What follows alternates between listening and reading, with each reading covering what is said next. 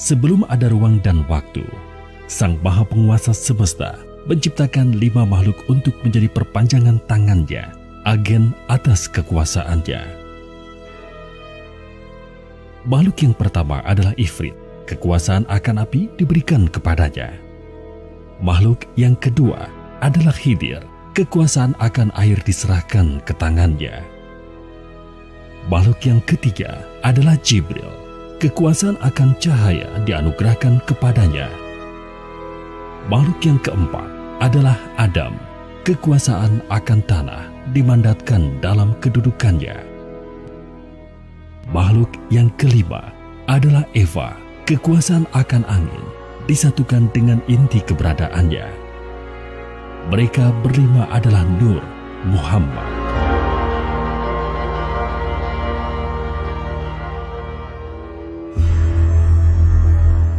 Sang Maha memerintah, kemudian menyampaikan kehendaknya kepada mereka untuk menciptakan sebuah dunia yang berbeda dari alam rohani tempat mereka sekarang berada. Dengan kekuasaan yang diberikan Yang Maha Pencipta yang tiada bandingannya, kelimanya bekerja sama, memanfaatkan ilmu dan kekuasaan yang telah diberikan kepada mereka.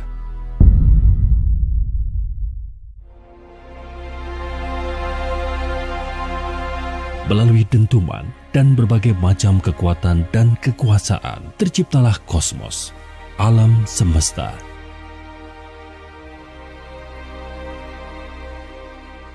Yang Maha memberi manfaat puas dengan penggunaan kekuasaan atas penciptaan yang telah diberikan kepada mereka.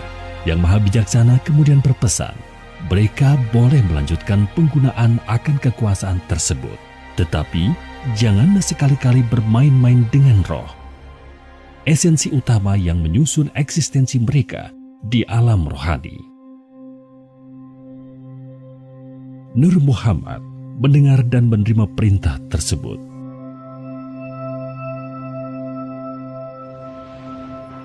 Tidak lama kemudian, salah satu di antara mereka berkomentar bahwa kosmos ini begitu luas dan terus bertambah luas seiring dengan waktu.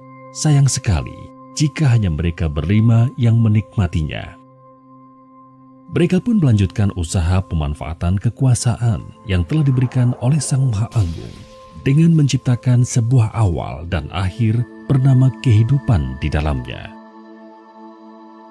Mereka bereksperimen, mencoba mencari tahu seberapa luas kekuasaan yang mereka miliki, tetapi mereka tidak bisa menemukan batasannya. Di tengah-tengah kenikmatan dalam berkarya cipta ini, tiba-tiba larangan dari Yang Maha menetapkan terlintas di dalam pikiran mereka.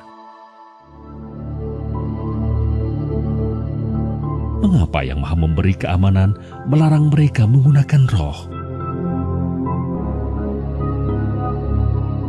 Seiring dengan perkembangan dan perubahan terhadap makhluk-makhluk yang mereka ciptakan di kosmos, rasa penasaran mereka semakin menjadi-jadi.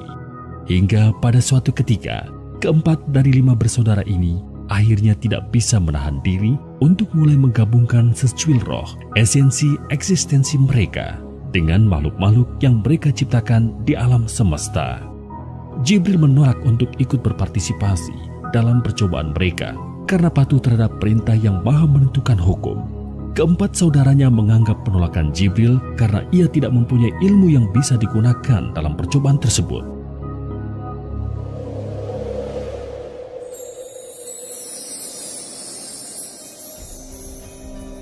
Setelah mencoba, mereka berempat sangat gembira mengetahui kombinasi 2 hal yang berasal dari 2 dunia yang berbeda, menciptakan makhluk-makhluk baru yang unik, berbeda dengan semua makhluk yang pernah mereka ciptakan sebelumnya. Mereka pun melanjutkan proses penciptaan alam semesta dengan melakukan berbagai macam eksperimen menggunakan roh mereka sendiri sebagai satu bahannya. Sang Maha mengetahui sadar akan hal ini. Jibril kemudian bertanya kepadanya, mengapa Yang Maha melihat membiarkan keempatnya melanggar peringatannya? Sang Maha menghendaki ingin menciptakan pemimpin atau khalifah di alam semesta. Jibril kembali bertanya, mengapa Sang Maha Bijaksana ingin mengisi alam semesta dengan makhluk yang tercipta dari kontradiksi dan dualitas tersebut? Bukankah mereka hanya akan saling menyakiti dan menghancurkan? Sang Maha Memuliakan makhluknya menjawab. Jawaban atas pertanyaan tersebut harus Jibril cari tahu sendiri. Ketika percobaan yang dilakukan oleh Ifrit, Khidir, Adam dan Eva hampir sempurna untuk menciptakan makhluk yang identik dengan karakteristik mereka, tiba-tiba Yang Maha Tinggi memanggil mereka semua untuk berkumpul, termasuk Jibril. Sang Maha menghitung segala sesuatu, kemudian memerintahkan mereka berempat yang sejatinya diciptakan sejajar untuk sujud kepada Adam. Mereka semua mematuhi perintah yang diberikan Sang Maha Kuasa, kecuali Ifrit. Ketika ditanya mengapa ia tidak mematuhi perintah Yang Maha Pengasuh, Ifrit menjawab, karena ia lebih mulia daripada Adam, karena ia diciptakan dari api, sementara Adam diciptakan dari tanah. Karena jawabannya tersebut, Ifrit pun diusir dari alam rohani untuk turun ke alam nyata.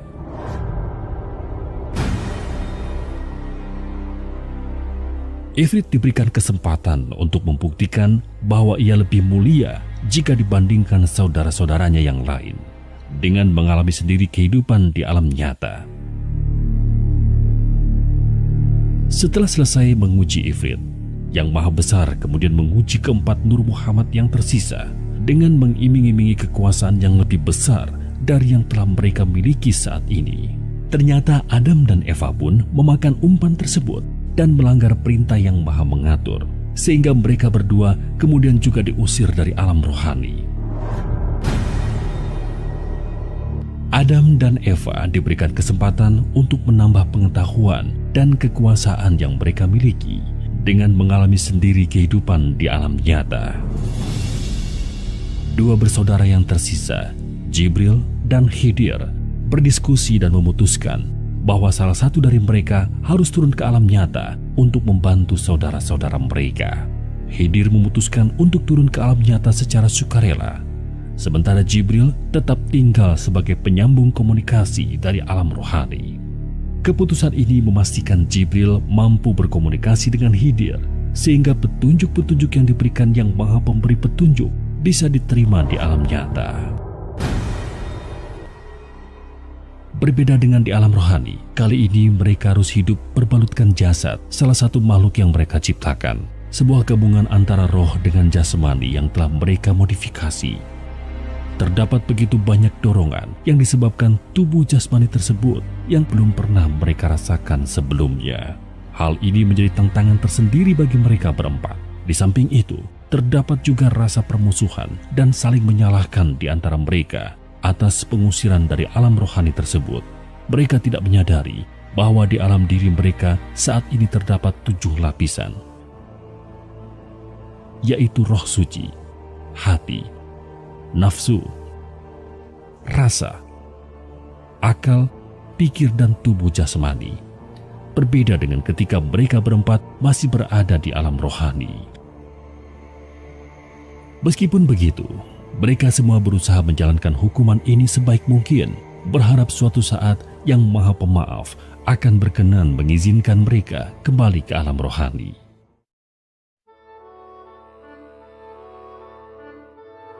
Setelah beberapa waktu, turunlah perintah dari Yang Maha Menyeimbangkan bahwa mereka harus berkembang biak dan mengisi alam nyata dengan anak-anak mereka. Pada awalnya, perintah tersebut tidak menjadi masalah bagi mereka.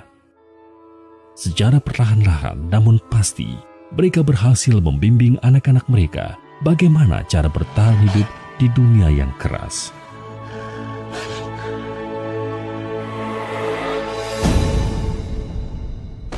Nur Muhammad juga tidak ragu-ragu membagi kekuasaan mereka atas elemen kepada anak-anak mereka.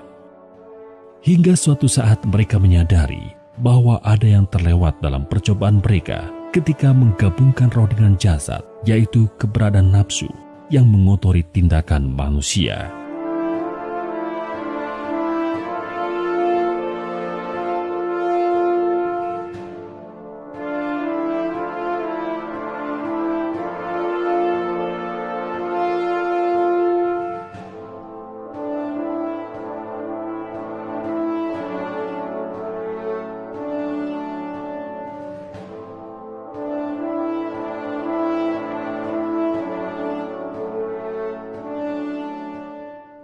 Anak-anak mereka, makhluk yang mereka sebut manusia, memiliki kecenderungan untuk dikendalikan dorongan tubuh jasmani mereka daripada rohnya. Kemudian ketika jasadnya mati, rohnya terjebak di alam nyata yang tidak bisa kembali ke alam rohani. Namun yang telah meninggal tersangkut di antara dua dunia. Mereka tidak benar-benar berada di alam nyata karena tidak memiliki jasmani, namun mereka juga jelas-jelas tidak masuk ke alam rohani. Hal ini mengakibatkan seiring dengan waktu manusia semakin sulit dikendalikan karena jumlah mereka terus bertambah. Nur Muhammad yang berpengalaman menciptakan alam semesta dan isinya ternyata mengalami kesulitan dalam mengendalikan kecenderungan hewani anak-anak mereka. Menanggapi hal tersebut, masing-masing Nur Muhammad dengan cara mereka sendiri memodifikasi sebagian ruang dan waktu di alam nyata untuk menciptakan kantung-kantung dimensi sebagai tempat sementara bagi roh-roh tersebut. Elysium, Tartarus, Asphodel Field, Valhalla, Hell, Nilfgaard, Sheol, Olam Haba, Heaven, Hell, Paradise, Limbo, Jannah, Jahanam, serta berbagai macam bentuk kehidupan setelah kematian, surga, neraka, sebagai bentuk imbalan atau hukuman, atau tempat lain di antara keduanya, merupakan hasil kekuasaan yang dimiliki Nur Muhammad dalam usahanya mengendalikan roh-roh manusia yang terjebak di alam nyata.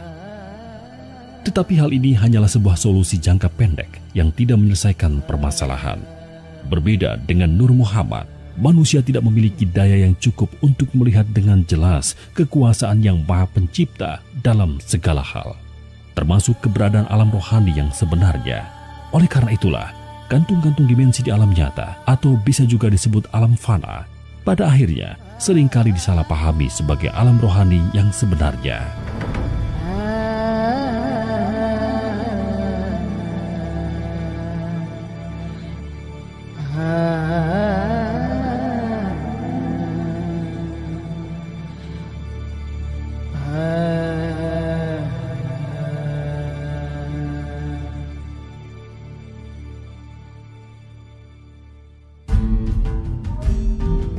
Nur Muhammad memohon kepada Sang Maha Kuasa untuk diberikan petunjuk dalam mengatasi permasalahan yang semakin besar ini. Melalui Jibril yang Maha Memelihara memberikan petunjuk pertama bahwa anak-anak mereka harus diperkenalkan kepada Sang Maha Pencipta. Nur Muhammad pun akhirnya memikirkan berbagai macam cara untuk melakukan hal tersebut. Ifrit menunjukkan kedahsyatan api yang dapat melindungi manusia dari kerasa dunia, sekaligus menghancurkan manusia dalam memperkenalkan kekuasaan yang maha menghidupkan dan maha mematikan. Khidir mengajarkan akan kehidupan yang hanya mungkin terpelihara karena adanya air yang mereka minum, dalam memperkenalkan kebijaksanaan yang maha memelihara. Adam memperlihatkan kemuliaan bumi dan tanah yang mereka injak dalam memperkenalkan keluhuran yang maha pemurah. Eva memberikan pemahaman akan kelembutan sekaligus kekejaman udara yang mereka hirup dalam memperkenalkan keadilan yang maha nyata sekaligus gaib. Usaha memperkenalkan umat manusia kepada Sang Maha Pencipta berlangsung hingga puluhan ribu tahun. Akibat situasi yang menyebabkan mereka diusir dari alam rohani, Nur Muhammad lebih suka bekerja sendiri-sendiri. Di setiap siklus pengenalan akan Yang Maha Pencipta yang mereka lakukan dengan cara mereka sendiri-sendiri, manusia memang menjadi lebih terkontrol karena melihat sosok Nur Muhammad secara langsung. Tetapi begitu waktu berlalu dan ditinggal untuk berusaha sendiri, manusia selalu kembali pada kekacauan dan kerusakan. Bahkan, sebagian justru menyembah Nur Muhammad daripada Yang Maha Kuasa yang sebenarnya. Untuk menghindari pengkultusan tersebut, mereka mulai menggunakan sosok manusia khusus sebagai lewatan dalam menyampaikan ilmu kepada umat manusia. Sosok manusia tersebut sebagian kita kenal dengan sebutan Nabi atau Rasul. Jika satu cara tidak berhasil, maka akan dilakukan modifikasi dan melakukan pendekatan baru. Tidak jarang Nur Muhammad juga harus menekan tombol reset menghancurkan kebudayaan manusia yang dianggap terlalu menyimpang agar bisa memulai proses tersebut dari awal. Itulah sebabnya terdapat jutaan agama dan kepercayaan di sepanjang sejarah umat manusia. Sebagian masih hidup dan dilaksanakan, sementara sisanya sudah hilang di telan waktu. Agama Islam yang dilewatkan melalui Nabi Muhammad, yang kemudian berkembang dalam berbagai versi, merupakan hasil kolaborasi dari Khidir dan Jibril. Agama Kristen, Katolik, dan segala bentuk turunannya yang menjunjung tinggi Kristus dan cinta kasih merupakan hasil kolaborasi Hawa atau Eva dan Jibril. Agama Hindu dan berbagai bentuk kejawen serta berbagai tradisi yang mengajarkan kemuliaan kepada manusia melalui cerita kepahlawanan merupakan hasil kolaborasi Adam dan Jibril. Agama Konfusius, Buddha, dan berbagai ajaran berbau ateisme yang mengajarkan kemuliaan kepada manusia tanpa secara eksplisit harus menyembah dan mengakui keberadaan Sang Pencipta merupakan hasil kolaborasi antara Ifrit dan Jibril. Dalam semua contoh ajaran kebaikan tersebut, Jibril hanyalah berfungsi sebagai kolaborator Nur Muhammad yang ada di alam nyata dalam berhubungan dengan Allah. Setelah melakukan berbagai pendekatan dan usaha yang tidak terhitung, Nur Muhammad tidak pernah berhasil mengantarkan satupun roh anak-anak mereka kembali ke alam rohani.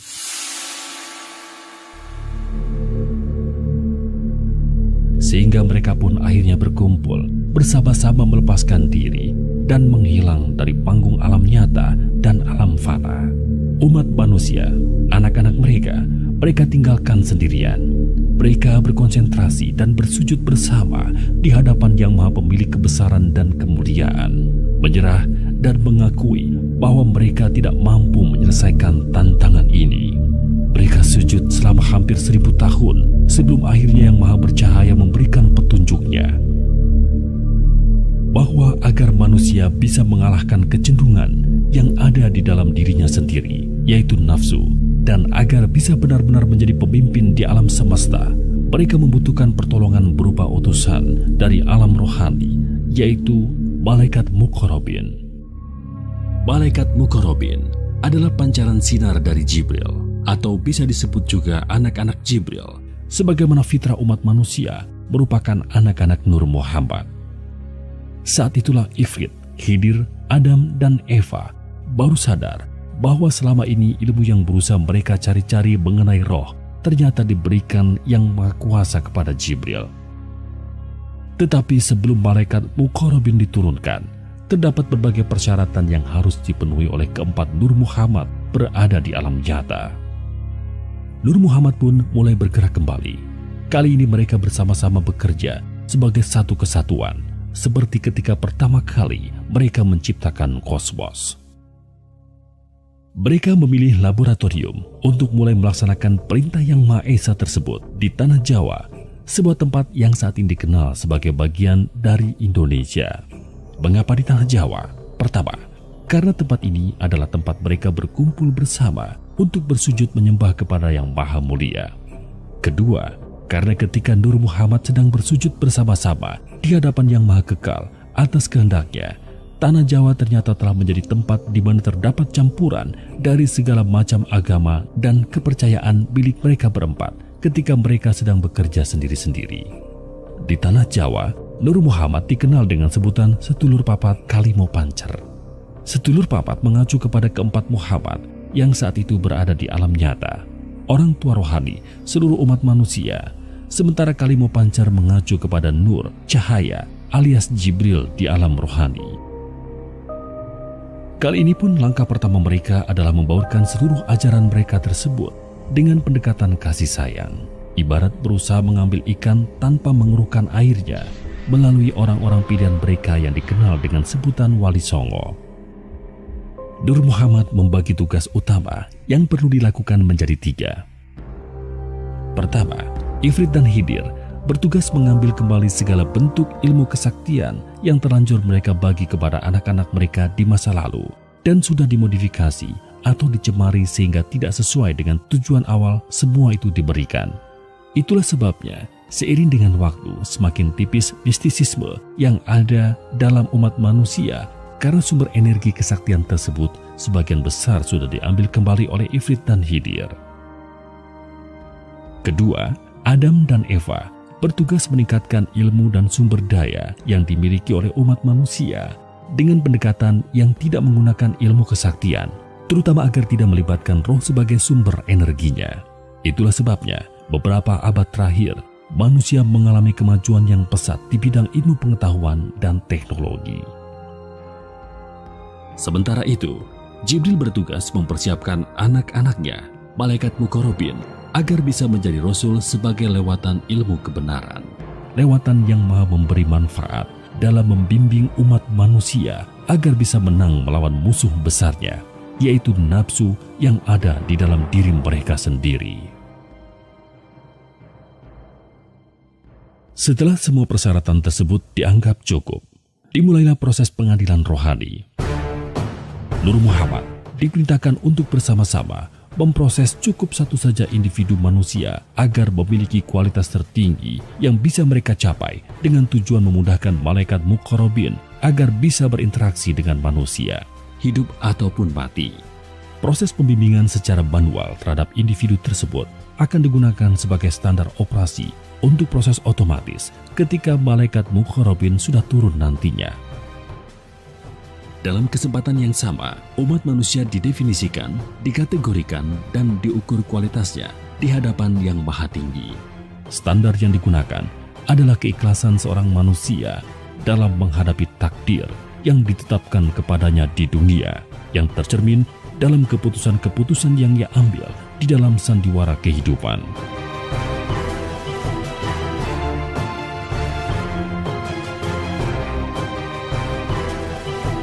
Semakin tinggi kualitas keimanan manusia di hadapan Yang Maha Esa, semakin banyak dan berkualitas malaikat Muqarrabin yang diutus untuk membimbingnya.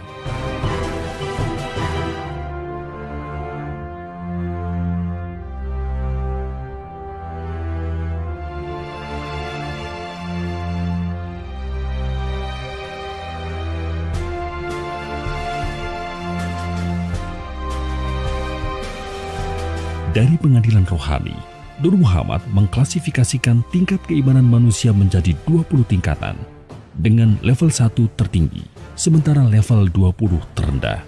Tingkatan ini untuk menentukan berapa jumlah dan kualitas malaikat Muqarrabin yang akan memberikannya pertolongan dari dalam diri manusia. Manusia yang akan difokuskan untuk dididik di alam nyata memiliki tingkatan antara 1 hingga 17. Sementara level 18, 19, dan 20 akan difokuskan pengajarannya di alam fana karena keikhlasan mereka sangatlah rendah jika dibandingkan dengan sisa hidup mereka di alam nyata. Atau dengan kata lain, mereka akan diwafatkan terlebih dulu sebelum memulai proses pengajarannya. Pada tahun 1989, MM Yasin diturunkan. Malaikat ini memiliki keahlian untuk menggiring roh-roh gentayangan di alam nyata agar mereka berhenti mempengaruhi yang masih hidup dalam menghadapi kehidupan yang sudah berat, agar benar-benar terpisah dari yang hidup dan memulai pembelajaran di alam yang khusus disediakan untuk mereka, alam fana. Pada tahun 1999 MM Nurani diturunkan. Malaikat ini bertugas melanjutkan usaha Ifrit dan Hidir dalam mengambil kembali ilmu-ilmu Nur Muhammad yang tidak bermanfaat dan atau telah digunakan oleh manusia untuk hal-hal yang tidak bermanfaat dengan menggunakan pendekatan kasih sayang tanpa adanya pemaksaan. MM Nurani kemudian mengembalikan ilmu-ilmu tersebut kepada Nur Muhammad. Dalam mengerjakan tugasnya, MM Nurani berkolaborasi dengan MM Yasin. Pada tahun 2005, MM Lumah diturunkan. Malaikat ini memiliki keahlian dan kemampuan untuk mengajarkan manusia bagaimana memahami ilmu maksud dan tujuan Allah dalam menguji manusia melalui kehidupan.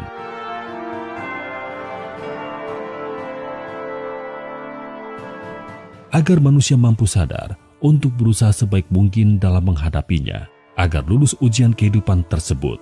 Kelulusan atas ujian kehidupan merupakan modal utama manusia agar segala tindakannya bisa dilakukan dengan niat hanya karena Allah, sehingga pada akhirnya akan mampu berakhlak mulia yang sebenarnya, sebagaimana tujuan awal manusia diciptakan, menjadi pemimpin bagi alam semesta.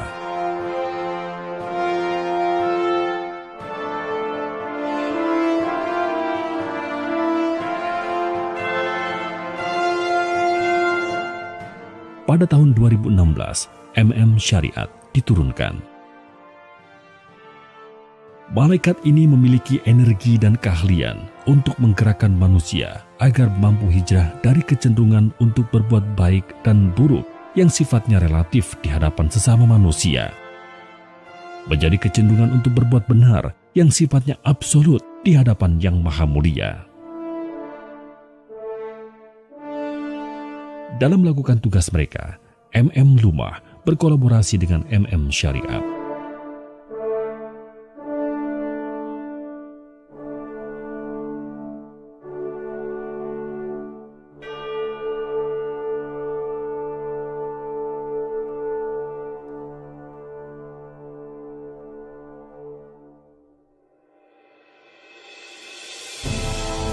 Semua agama dan ilmu apapun juga yang dimiliki manusia bersumber dari Yang Maha Kuasa melalui Nur Muhammad. Sekarang Nur Muhammad pula lah yang akan menyatukan semua itu menjadi agama Allah. Agama Allah adalah ilmu yang mengajarkan manusia agar mampu berserah diri kepada Allah secara benar, yang hanya bisa dilakukan ketika manusianya mampu mengalahkan nafsu di dalam dirinya sendiri. Atau dengan kata lain, bukannya diperbudak nafsu, hati dan tindakannya bisa berada di bawah kendali fitrah. Secara syariatnya, agama Allah menggunakan ajaran Islam karena malaikat muqarrabin dididik di alam rohani dengan cara Islam. Tetapi Islam kendali fitrah, bukan Islam kendali nafsu.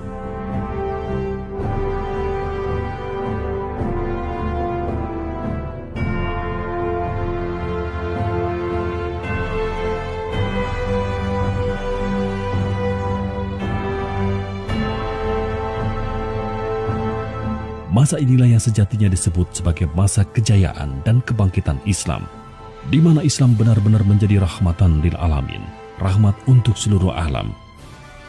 Allah Zat yang Maha Merencana, sesuai di dalam surat An-Nasr, apabila telah datang pertolongan Allah dan kemenangan, dan kamu lihat manusia masuk agama Allah dengan berbondong-bondong, maka bertasbihlah dengan memuji Tuhanmu dan memohonlah ampun kepadanya. Sesungguhnya Dia yang Maha Penerima Taubat.